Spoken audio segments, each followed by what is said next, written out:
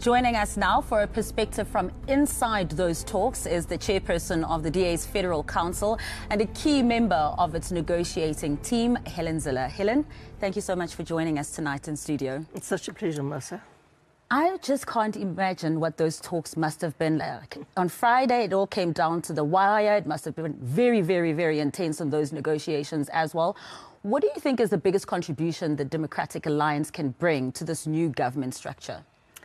Well, first of all, the kind of determination we showed in those last hours when we were getting the final documents signed and sealed. You know, we don't give up, and the negotiations with the ANC stopped at about 2 o'clock in that morning, and they decided to elevate it then to the President and John Steenhuisen, our leader, to finalise.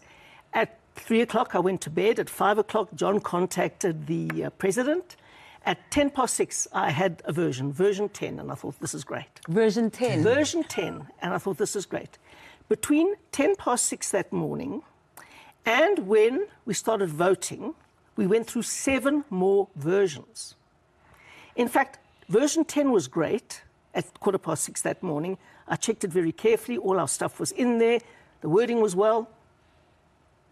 10:08 that morning, I get version 14. I don't know what's happened to 11, 12 or 13. I don't know what the differences are. I'm having to rush to the convention centre. Big mistake, I leave my laptop at home. I take my broken cell phone because I fell in the election campaign and broke my cell phone. And I had to do the last 3 or 4 versions on a cracked cell phone from the floor of the Parliament in session. Helen, tell us, what were the changes in that last version? Was it about how ministers get decided? No. The DA is not about positions. We're not about haggling about positions. Obviously, we would like positions in which we can implement our manifesto promises, and we would like to make a difference to people on the ground. But those are the last things we discuss. The DA starts with principles, values, programme of government, and then we crucially look at the modalities and mechanisms of decision-making. Because in a coalition or a government of national unity, that's really important, because things break up over that. And so the critical things that had been changed from 6:10 that morning to 7:50 that morning were the critical clauses on proportional representation and sufficient consensus, Clause 16 and Clause 19. And somehow there must have been 3 iterations where the ANC must have been going backwards and forwards, and the draft 14 had the President's changes in it, and we couldn't go with Clause 16 and Clause 19. So when I arrived at the convention centre, I was lucky to be out of my pyjamas then, I promise you. When I arrived there, I knew we didn't have an agreement. And I contacted our team and I said, we don't have an agreement we can sign. We don't. And it went on and backwards and forwards and backwards and forwards. And eventually, at about 11:35, I get a version that I say we can sign. But by that... And we've already had a look at the final version, which you obviously know how it ends. But this is a statement of intent, right? Is this a legally binding document? Because it feels like the agreement could fall apart and a party could walk away without any consequences. Should there be a bill which compels parties to stick in the coalition? Well, first of all, parties can walk away, clearly, but then there's a price to pay. Because we went through this process, we've got a signed document, we're making it public. That is a big defence to make the document public, because then the public will know who is violating the agreement. So that's very helpful. And yes, we do believe there should be laws to govern coalitions. We believe in thresholds. We believe that coalition agreements must be binding. We believe in a number of things. There shouldn't be all that many votes of no confidence in a single term. There's got to be a reason to have a vote of no confidence. All of these things to stabilise the coalitions, and that's why we've got legislation before Parliament right now. And you say, Helen, you know, the DA is not talking about positions at this point in time. It was on Friday at the CTICC, the DA leader John Steenhuisen in that media scrum. He did say that, look, we didn't talk about positions, but what we can say is that DA leaders will be across the board from the executive to portfolio committees in decision-making rooms. Was that the strategy? And also, are there any key ministries that you would say that you are looking at or eyeing? Well, we could fix a lot of them. Some will take much longer, and people mustn't have inflated expectations. They mustn't think, OK, the DA gets a portfolio today, and 6 months down the line, the problem will be solved. It won't be. It's taken 30 years to break a lot of things, and it's not going to be fixed in 3 years. We are going to have to get going. We've got to get the right people in the right positions. We've got to get budget allocated to critical things that we need in our governance plan. We need to implement them without any corruption and with good management and with good performance management, and then we will get outcomes. But it is a process. The Western Cape looks like it does because the DA has been in power there for 15 years. That's how long it takes. How are you going to navigate that terrain when it comes to opposing and contradicting policies? Foreign policy, when it comes to BEE, when it comes to the NHI bill, which the DA is vehemently against and the ANC is totally for as well. How are you going to navigate those things? Well, I'm not sure the ANC is totally for some of those things that cost them so many votes, and they'll have to kind of rethink. One of them was NHI that cost them so many votes. So they'll have to rethink a lot of things. But that's why Clause 19 in the agreement is so important. It defines sufficient consensus as being reached when parties that constitute 60% of the government of national unity can reach agreement. Now, that is critical because it means that the DA will never be in a position where it's merely propping up an ANC government. But you're holding them together. Without the DA, the ANC possibly couldn't get enough votes in Parliament to get their decisions through. Well, what is the choice? The big question in politics, Govan, is always compared to what? Compared to the DA, well, it's not a great... the best option for South Africa would have been if the DA won an overall majority. That would have been happy days for South Africa. But we didn't. So what are the options? And we said we want the least bad option. Now... So this government is the least bad option? Of all the options on the table, yes. Because let me put it to you. The other alternative is having the ANC, EFF and MK. That would be the worst of all possible options. But now the DA Africa finds itself in a position where it's going into cabinet, possibly, and the president has the prerogative to appoint ministers from the ANC side. We saw the likes of Gwede Mantashe, who's been implicated in the state capture report, being sworn in.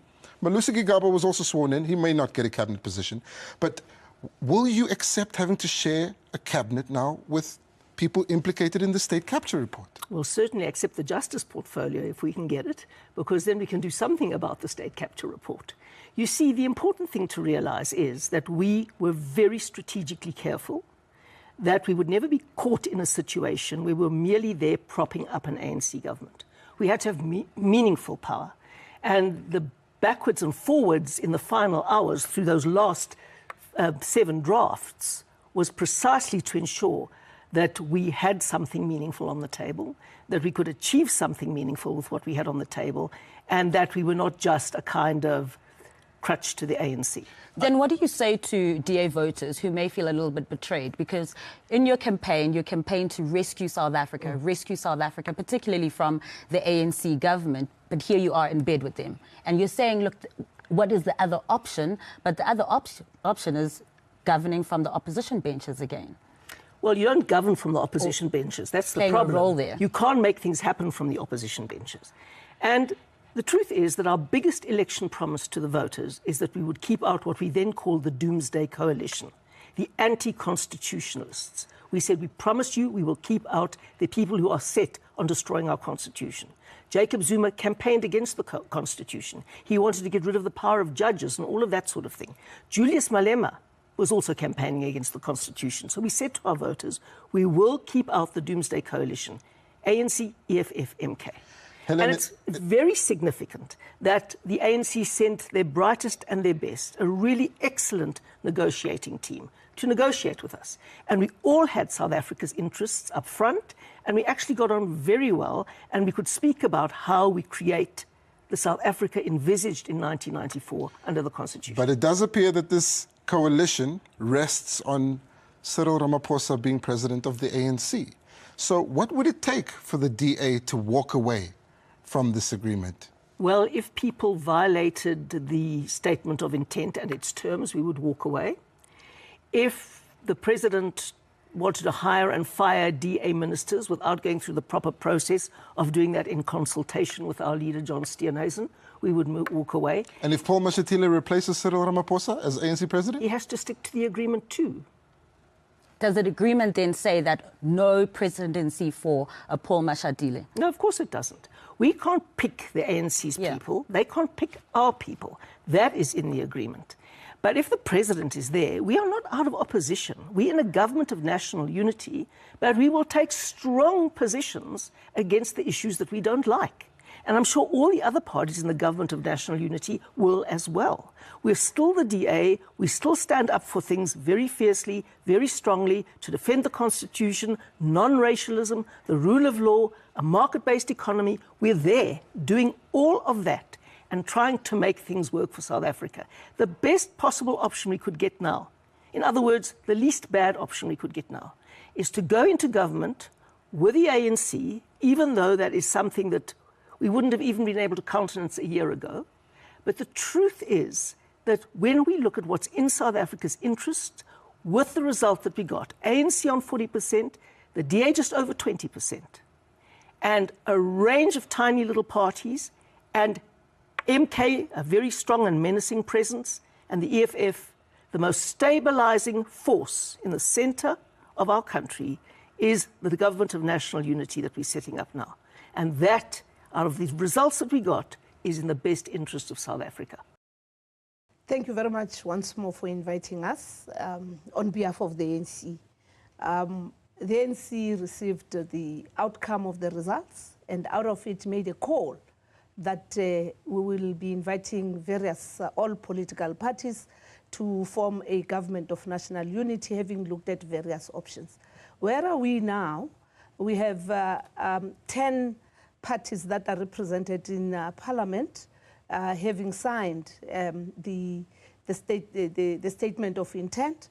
We also have a process that is in line with the statement of intent, where the President is in contact with leaders of the different political parties on the way forward. And finally, it will be the prerogative of the President, as it is outlined also in the very statement of intent, as to what needs to happen, the prerogative of the President, the respect of the Constitution, including the selection of cabinet ministers. The Democratic Alliance says it wants 11 or 12 cabinet posts. You'll confirm as to how many the exact number is, but failure to deliver on that, the GNU deal is off. Fair demand? There is no GNU between the ANC and the Democratic Alliance. We called all political parties. They themselves responded to that. They've put their proposals and they leaked that to the media when there are processes of negotiations that have been taking place, as well as consultation between the various leaders of political parties. What the Democratic Alliance has done is, again, a misstep, including a misunderstanding of what we seek to achieve, that it is not an exclusive arrangement of the DA together with the African National Congress. Because if you look at Rule 23 of the very statement of intent, it actually speaks about inclusivity that must accommodate all parties that are represented in Parliament, and not those that have got bigger numbers, because every vote counts. And the fact that people have got a seat in Parliament, we need to appreciate that they themselves have to be accommodated. And anyone who then seeks to take a responsibility that is not within the spirit of the statement of intent, again, is actually acting in bad faith, including what has happened with the leak of the letter, as well as not going back to the negotiations, as I've come here from, again, continuous engagements with all other parties, that some of them were meeting for the fourth time, because we'll never tire in engaging anyone. Nobody can give us an ultimatum, because it is not about any individual party. It is not even about the ANC. It is about the future of this country and the respect of everybody who's represented in Parliament through all other political parties that are represented there. The back and forth that we have seen publicly now, at least in the public's eyes, starting with Fikile Mbalula, Helen Zille, and again Helen Zille. This back and forth, has it only been with the DA? There's been a back and forth with many, including those that are as yet to make a public announcement as to whether they are in or they are not in. There are parties that we have met 4 times. There are parties that we have interacted with 3 times. There are parties that still want to meet us even today. And they've been much decent, because they've never gone public and they've never made it a dramatic kind of a stance where there is no agreement. What is of importance also, Xoli, is that we're doing something that is not necessarily a wish by any party, because when you contest elections, you contest to win. But here we are now. We need to actually work within the spirit of appreciating the decision made, by the choice made by South Africans. And where we are today, looking at international best practice of putting together a coalition governments or governments of national unity, not a single country globally has been able to put a government of national unity or a coalition within a week. And I dare say we are almost at the doorstep. Okay, well, that's promising, almost at the doorstep. That's a headline in my standards. We are. So, let's conclude with the Democratic Alliance. Have you settled on their demand? We saw that letter, and it lists a number of portfolios. Where are you in relation to that? No self-respecting organization can actually settle on what the DA is putting, because it is like they are imposing what they believe is good for them. They must actually appreciate that we all serve at the behest of the president in line with the Constitution. Secondly, that there are parties that also have to be accommodated, because in line with Rule 23 of the SOI, the Statement of Intent, our intention is to appreciate and embrace everybody. And therefore, we are not responding to the demands of the Democratic Alliance. In negotiations, it's a give and take. And the ultimatum that they have put is again an act that shows that their intention is not to be inclusive, but an assumption that it is a coalition of the DA and the African National Congress and maybe one other party, because they signed earlier. The fact of the matter is that they signed on the same day with the Patriotic Alliance, if they care to know, and if South Africans have to be told. We have many other parties that signed.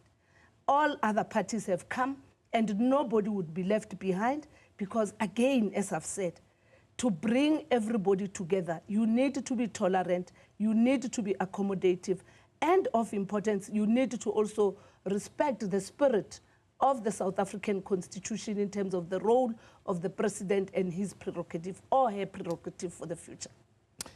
If the Democratic Alliance's demands are not met, is the ANC willing to walk away from this agreement, at least with the Democratic Alliance? But before you answer that question, I need to take a break. You'll answer immediately after. Let's take a break.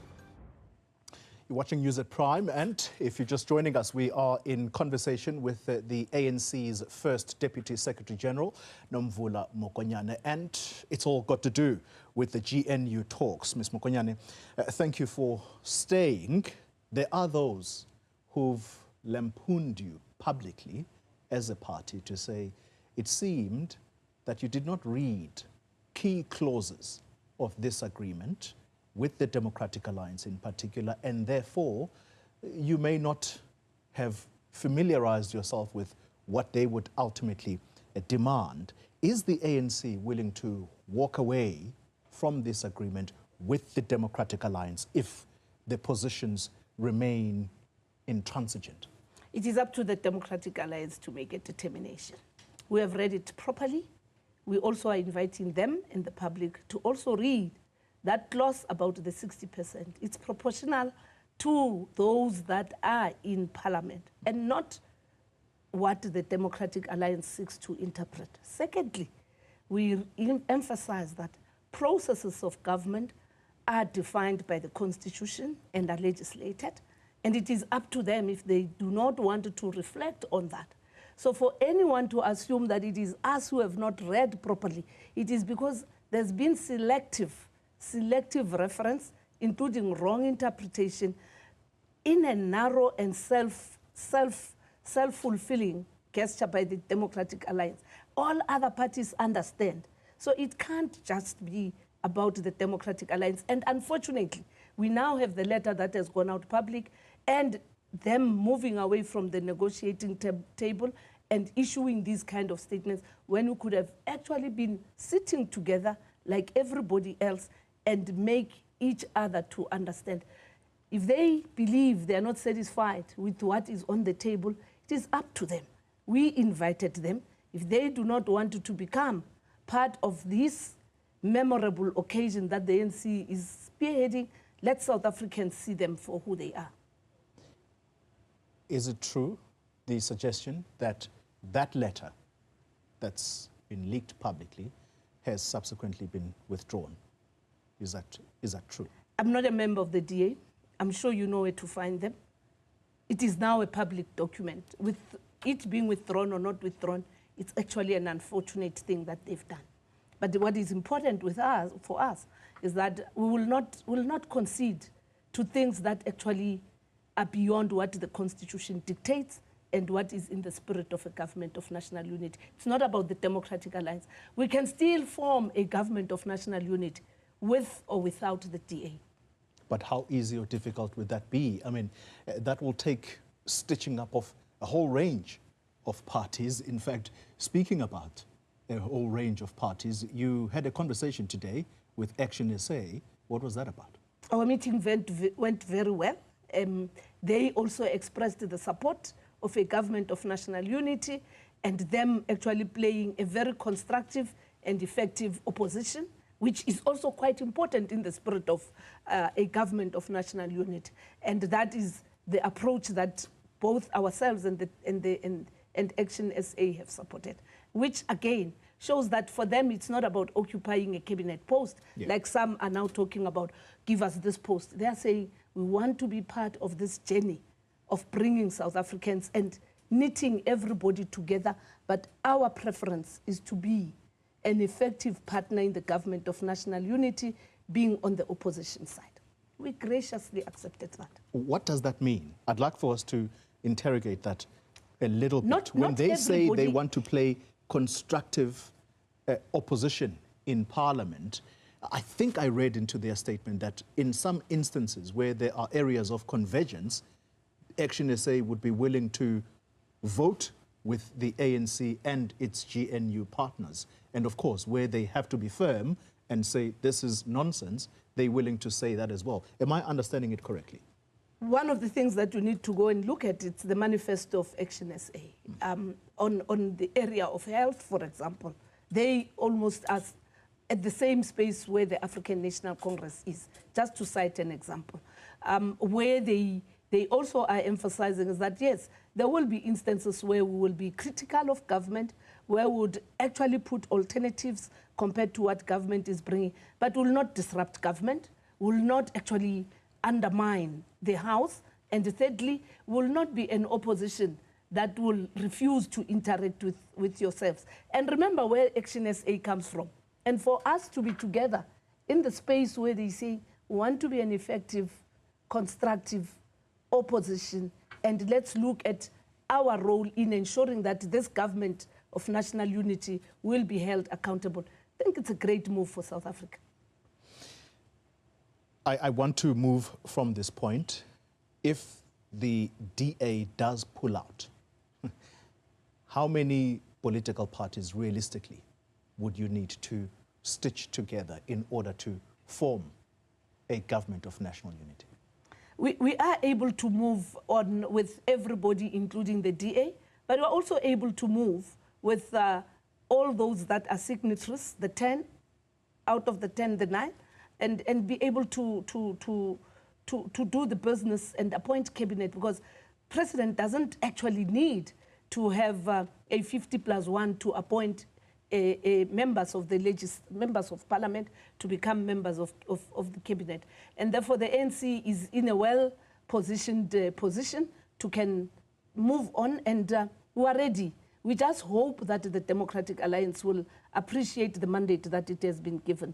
And for us, through the work that the president is doing with the leaders of various political parties, including the leader of the DA, Mr. Steenhuisen, we'll be able to find one another.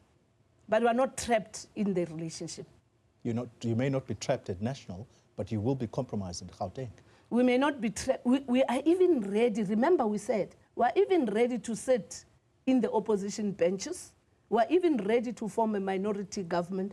We are ready for anything that will take South Africa forward. We can't be delayed and we can't be blackmailed by those who have the appetite of creating confusion and sowing unnecessary divisions and anxieties in this country. These processes are going fairly well. And what is interesting, some of those who had told us a week ago that they no longer want to hear anything from us, they are now calling us now as I'm coming here to say, can we meet? Precisely because of the character of the ANC, we're still ready to meet with them as well. We have to talk uncomfortable matters at times, and this is one of those moments. Yes, the Democratic Alliance may be a GNU partner, but how easy or difficult is it to deal with a party that harbors alleged racist bigots within it? How difficult is it going to be for you publicly to sell this GNU to someone who says, I can't stomach the DA, particularly for the people that it has within its ranks? When you look at the country and the parties that are in existence here in South Africa, there's a history that goes with many of those parties, and yet we're able to sit around the negotiating table and negotiate the future of this country. And that is one of the things that South Africa must actually appreciate.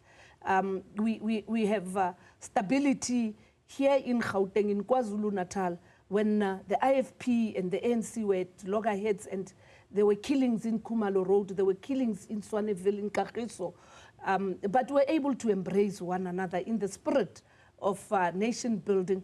And even with this one, we have condemned it, we abhor racism, and it is upon the very party to act in a manner that shows that it is not in their name. Did you discuss it? It has been raised, and that's why you have seen the DA actually taking the kind of position that they have taken. Any issue, nothing that can affect a government of national unity is not discussed. So the DA and the ANC seem to be getting closer to an agreement. Yesterday's meeting between President Cyril Ramaphosa and the DA leader John Steenhuisen was described as positive. In fact, those close to the negotiations said they expect a deal to be finalized soon and for the president to announce his cabinet. The question now is, will that cabinet be a product of compromises as the DA made its preferences known, or will it be an indication of the ANC that has put its foot down and allowed the president to exercise his prerogative and not bow to pressure? That's the question. Whatever the answer is, this stalemate or disagreement is a sign of things to come, at least in my view. There are serious fundamental differences in the interpretation of clauses in the document of intent for this GNU that both the ANC and the DA have signed, and maybe they didn't pay much attention to these clauses because they were rushing to sign a deal so that a speaker can be appointed, in fact elected, so that a president could be elected as well. The biggest thing that caused the latest dispute around the constitution of the executive is Clause 16, which says, and I quote here, "The government of national unity shall be constituted in a manner that reflects genuine inclusiveness of political parties that are party to this statement of intent and are represented in the National Assembly, broadly taking into account the number of seats parties have in the National Assembly and the need to advance the national interest. The president, in consultation with the executive, must take into account the electoral outcomes," end quote. So the DA is using this particular clause to argue that they must be given ministries that are proportional to their support or percentage of votes or seats in the National Assembly. And they don't want to give up ministries to accommodate smaller parties that have since joined the GNU. They say they don't want to be the only ones that are willing to do that. The ANC must also be willing to give up some of the ministries for that purpose.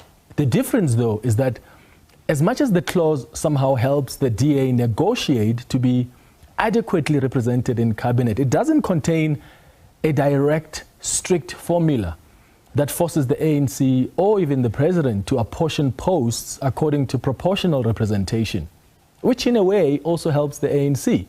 So the question I'm asking tonight is, knowing the demands or preferences that the DA has made to the ANC regarding cabinet positions and the ANC's response, describing them as outrageous and outlandish, do you think the DA is overplaying its hand, or must the ANC just learn to share? The reality here is, even if the ANC gets, even the DA, in fact, gets all these ministries that they're asking for, they won't have carte blanche to do whatever they want, because cabinet is the center of power in the executive arm of the state. So much as the DA said the ANC needs them for sufficient consensus, they too need the ANC. Also, my understanding of the document of intent is that all parties within the GNU must have an agreed policy agenda. So the ministers belonging to different parties won't be working in silos. In fact, clause 13 of that document says, and I quote, "The parties within the GNU shall within 6 weeks from the formation of the GNU develop an agreed policy agenda, which shall include policy priorities and policy compromises," end quote. So the DA and the ANC and other parties in the GNU have to develop an agreed policy agenda for the next 5 years. That will include policy compromises. Now that, I think, will be the next difficult stage of this GNU. So buckle up, because it's about to get bumpy.